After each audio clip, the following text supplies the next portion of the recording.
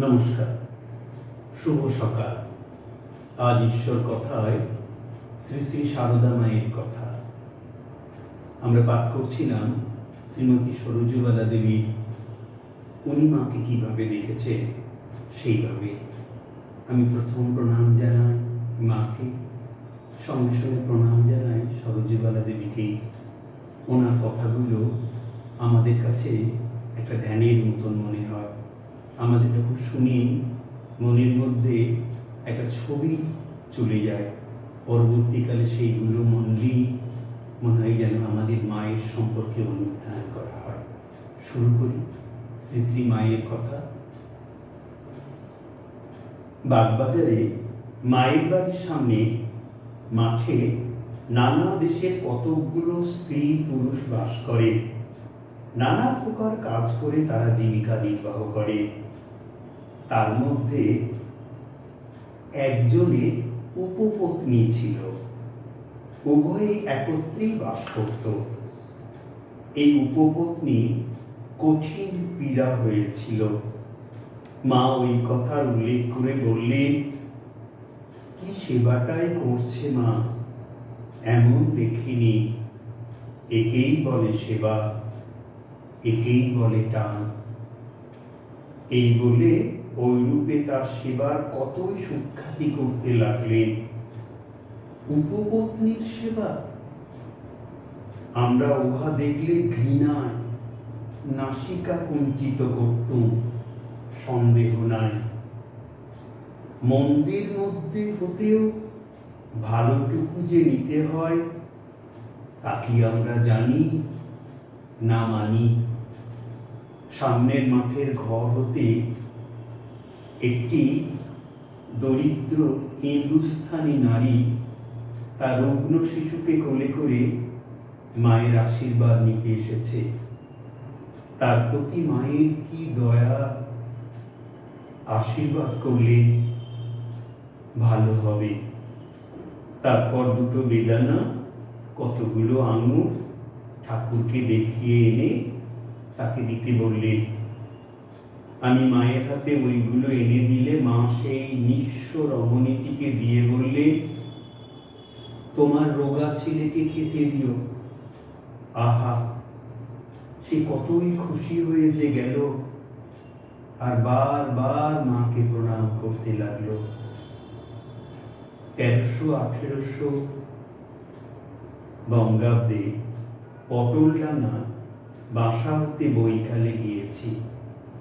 মায়ের ঘরে গিয়ে বসতেই গোলাপ মা এসে আমাকে বললেন, একটি সন্ন্যাসিনী গুরুর দেনা শোধ করতে সাহায্য প্রার্থী হয়ে কাশী হতে এসেছে, তোমাকে কিছু দিতে হবে।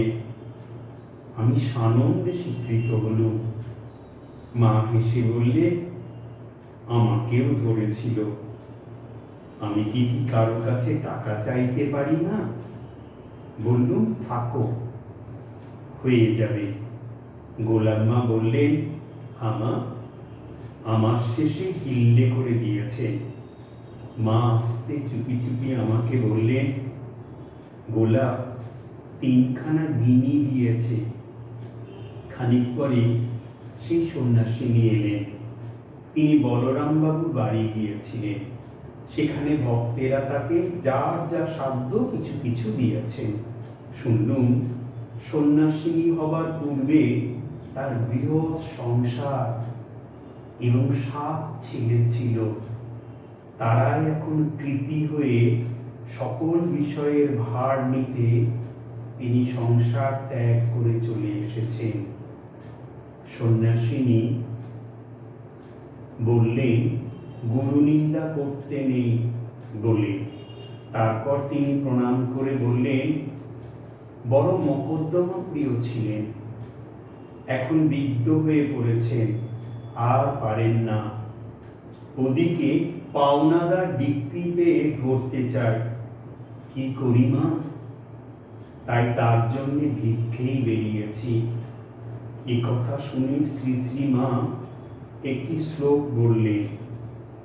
শ্লোকটি মনে পড়ছে না, তবে ভাবটি এই, উচিত কথা গুরুকেও বলা যায়, তাতে পাপ হয় না। মা আরো বললেন, তবে গুরু ভক্তি থাকা চাই। গুরু যেমনই হোক, তার প্রতি ভক্তিতেই মুক্তি।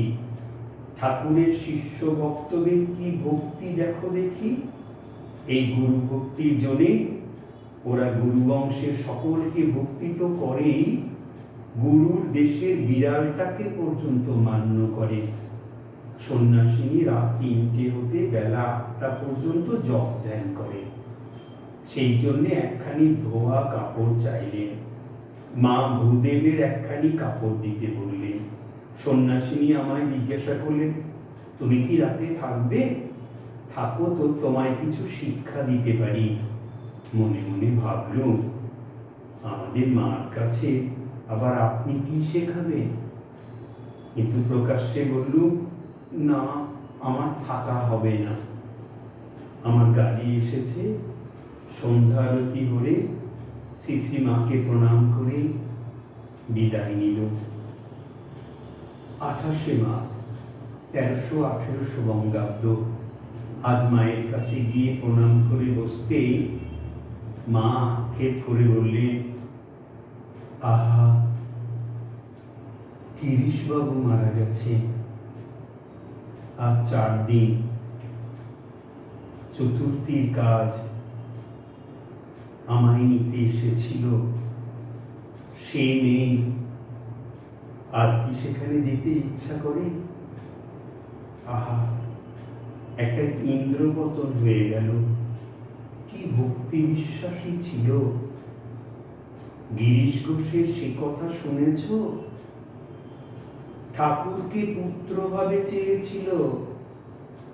ঠাকুর উত্তরে বলেছিল, হ্যাঁ, আমার বইই গেছে, তোর ছেলে হয়ে জন্মেতে। তা কে জানে মা। ঠাকুরের শরীর যাবার কিছুকাল পরে গিরিশের এমন একটি ছেলে হলো। 4 বছর হয়েও কারোর সঙ্গে কথা বলেনি। ভাবে ভাবে সব জানাতো। ওরা তো তাকে ঠাকুরের মতন সেবা করত।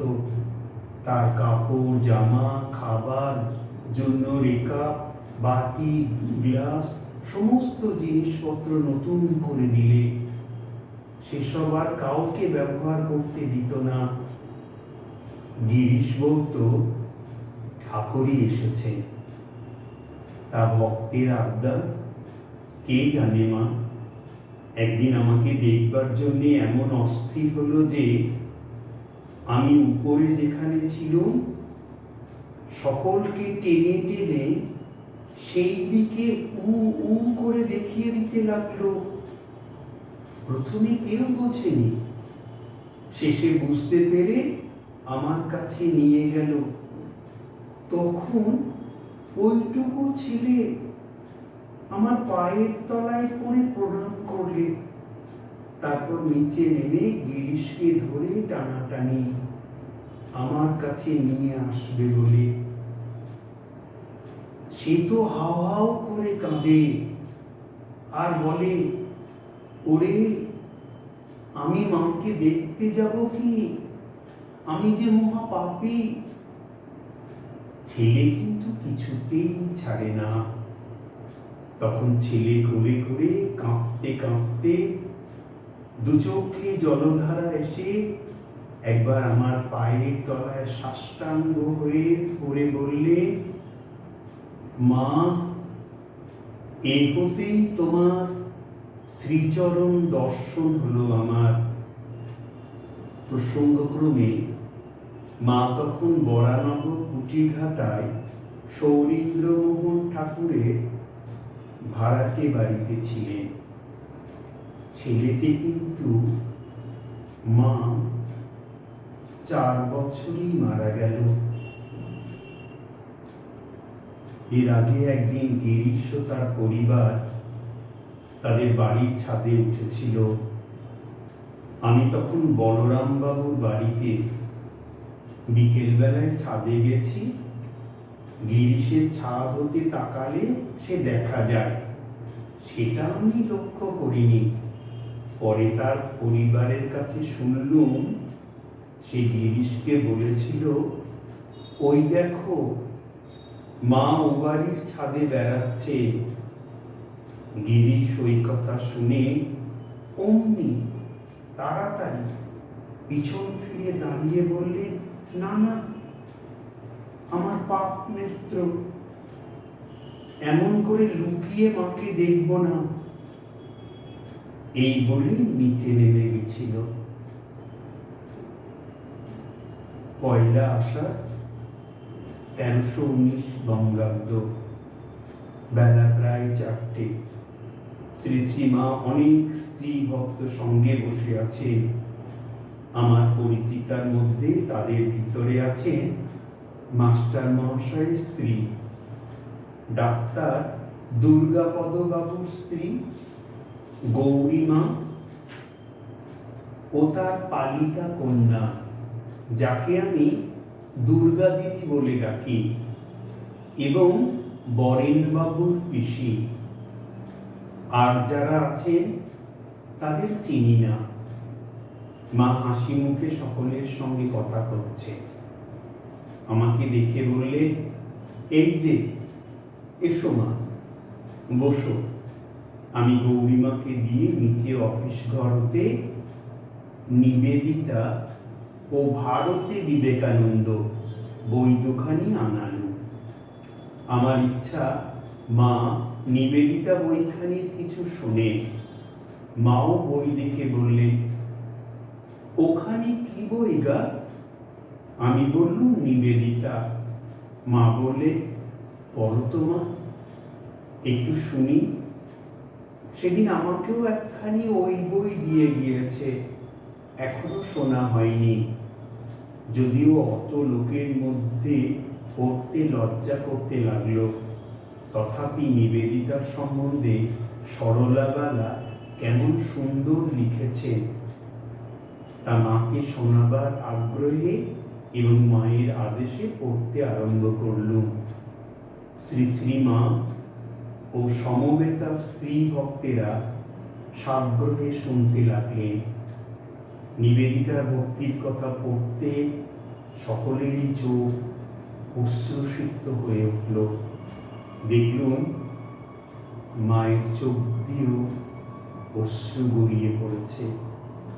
ওই প্রসঙ্গে বলতে লাগলেন, আহা, নিবেদিতা কি ভক্তি ছিল! আমার জন্যে কি করবে ভেবে পেত না। রাত্রিতে যখন আমায় দেখতে আসতো, আমার চোখে আলো লেগে কষ্ট হবে বলে একখানি কাগজ দিয়ে আলোটি আড়াল করে দিত। প্রণাম করে নিজের রুমাল দিয়ে কত সন্তর্পণে আমার পায়ের ধুলো নিত। দেখতুম যেন পায়ে হাত দিয়েও সংকুচিত হচ্ছে। কথাগুলি বলেই মা নিবেদিতার কথা ভেবে স্থির হয়ে রইলেন।